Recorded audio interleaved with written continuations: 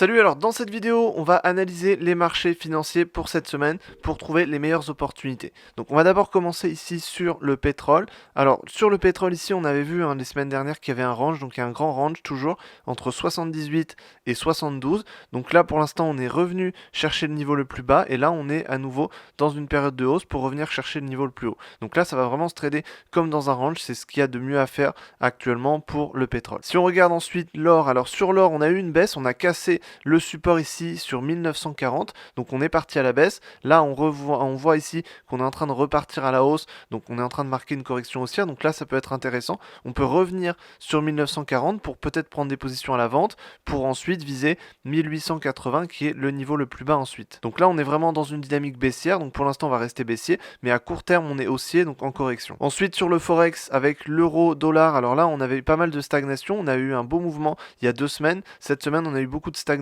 entre 1,085 et 1,10. Donc pour l'instant on va rester entre ces deux niveaux. Donc c'est des niveaux qui sont office de support et de résistance. Donc pour l'instant on va rester entre ces deux niveaux à trader en range.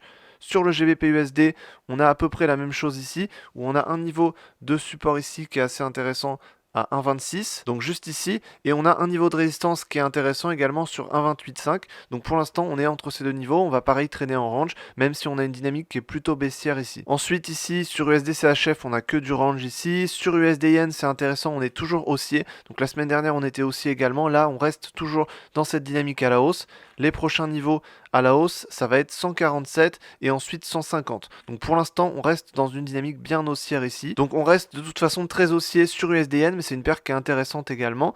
Sur USDCAD ici, on revient sur 1,33. Donc là, on pourrait repartir à la baisse. Sur AUD-USD, on est dans une petite correction haussière, mais dans une dynamique plutôt baissière pour revenir peut-être ici sur 0,65 qui est un niveau intéressant. Si on regarde ensuite sur les indices, alors sur le CAC 40, ici, on a eu un bon mouvement haussier. Donc là, pour l'instant, ça va continuer, mais on a quand même une correction qui pourrait arriver. Donc on a des marchés qui sont quand même en range globalement. Donc là, on pourrait avoir une correction pour venir jusque ici à la moitié, donc 7280 par exemple, pour ensuite repartir à la hausse, puisque la dynamique est quand même plutôt baissière. En tout cas, c'est ce qu'on attend. Sur le S&P 500, on est plutôt haussier. On est revenu ici sur 4320, le niveau de support ici qu'on avait repéré dans les dernières vidéos dont on avait déjà parlé. Donc là, on est reparti à la hausse. On casse un niveau de résistance ici qui est à 4450 à peu près. Donc là, on repart à la hausse. On a plutôt une dynamique haussière clairement sur le S&P 500. Sur les crypto-monnaies ensuite, alors on a eu pas mal de mouvements sur les crypto-monnaies. Ici, on a eu une grande période de hausse.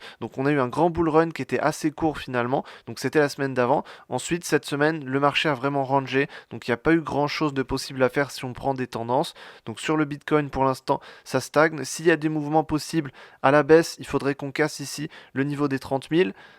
Et dans ce cas, on pourrait arriver ici sur les 27 000. Et si on casse à la hausse, il faudrait qu'on casse le niveau des 31 000 pour revenir possiblement sur les 33 000. Donc sur le Bitcoin, sur l'Ethereum, on a aussi beaucoup de stagnation, même si on a quand même plus de tendance haussière qui peut arriver. Donc il y a peut-être un mouvement haussier qui peut arriver sur le Bitcoin et l'Ethereum. Donc ça peut être intéressant. Pour ça, il faudrait qu'on casse des niveaux de support et de résistance. Donc les meilleures opportunités pour moi pour cette semaine sont toujours sur le pétrole, sur un trading de range. Ça peut être toujours intéressant. On en avait déjà parlé et c'est toujours le cas. Sur l'or ici, ça peut être intéressant de prendre un rebond à la hausse ou alors une position à la vente sur 1940 qui est un niveau quand même assez crucial. Et ensuite sur le S&P 500 pour la tendance haussière qui peut arriver, puisqu'on peut avoir une très belle tendance haussière qui peut arriver sur le S&P 500. Donc j'espère que je t'ai aidé dans cette vidéo à mieux comprendre les marchés pour cette semaine, trouver des opportunités de trading pour cette semaine. Si tu veux en savoir plus sur le trading, sur comment générer de l'argent avec le trading, tous les liens sont en description. Donc n'hésite pas à aller voir tout ça et je te dis à la prochaine dans une autre vidéo. Salut!